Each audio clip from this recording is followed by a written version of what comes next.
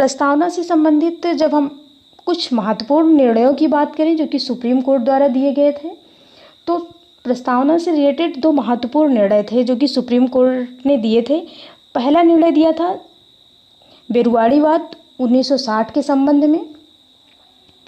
जो कि अक्सर एग्जाम में पूछे जाते हैं कि बेरुआड़ीवाद में सुप्रीम कोर्ट का निर्णय क्या था, यानी प्रस्तावना के संबंध में सुप्रीम कोर्ट ने निर्णय क्या दिया था। तो बेरुआड़ीवाद में सुप्रीम कोर्ट ने ये निर्णय दिया था कि जो प्रस्तावना है वो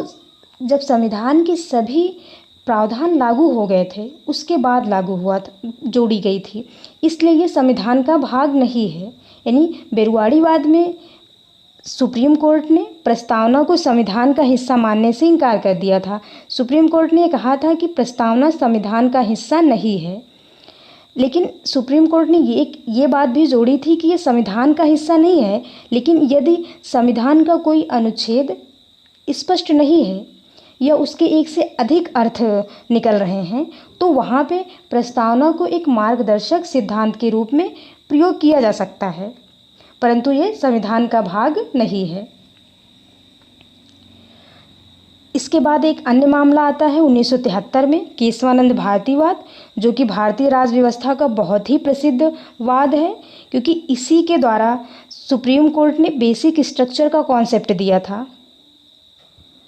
यानी जो संविधान के मूल ढांचे का सिद्धांत हम पढ़ते हैं वो केशवानंद भारतीवाद के संबंध में ही सुप्रीम कोर्ट ने दिया था,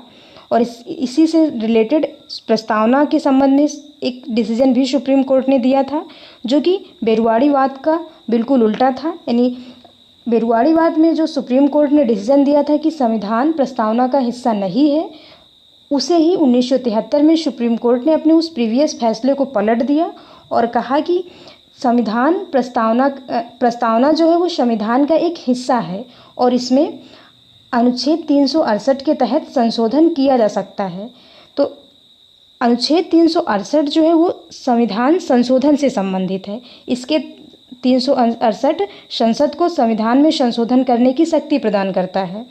तो सुप्रीम कोर्ट ने डिसीजन दिया कि जो प्रस्तावना है वो संविधान का हिस्सा है, अतः इसमें संशोधन भी किया जा सकता है, लेकिन इसमें संशोधन के साथ संसद को एक बात ध्यान में रखनी होगी कि इसमें जो संशोधन किया जा रहा है उसके द्वारा संविधान का जो बेसिक स्ट्रक्चर है वो प्रभावित नहीं होना चाहिए, यानी उसका जो मूल ढांचा है, उसकी जो मुख्य विशेषताएं हैं वो परिवर्तित नहीं होनी चाहिए। जैसे कि यदि भारत में गणतंत्र है तो यहाँ आप राजतंत्र नहीं लागू कर सकते हैं, या यहाँ पे लोकतंत्रात्मक व्यवस्था है तो आप यहाँ राजतंत्रात्मक व्यवस्था नहीं लागू कर सकते हैं।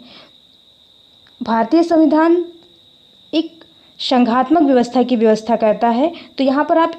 उसे एकात्मक नहीं कर सकते हैं, यानी उसकी जो मूल विशेषताएं हैं उसे आप चेंज नहीं कर सकते हो। तो इन शॉर्ट में हम बात करें तो बेसिक स्ट्रक्चर के से तात्पर्य इतना था कि जो संविधान की मूल विशेषताएं हैं, उसका जो बेसिक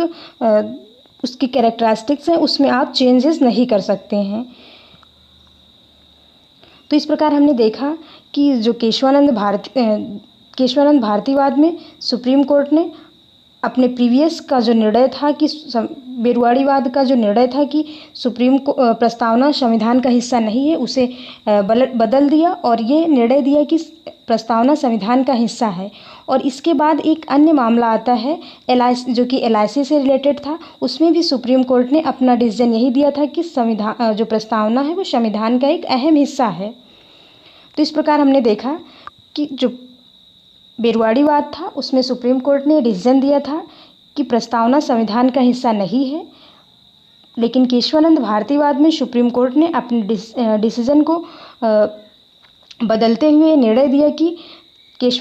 प्रस्तावना संविधान का एक हिस्सा है और इसमें संशोधन भी किया जा सकता है।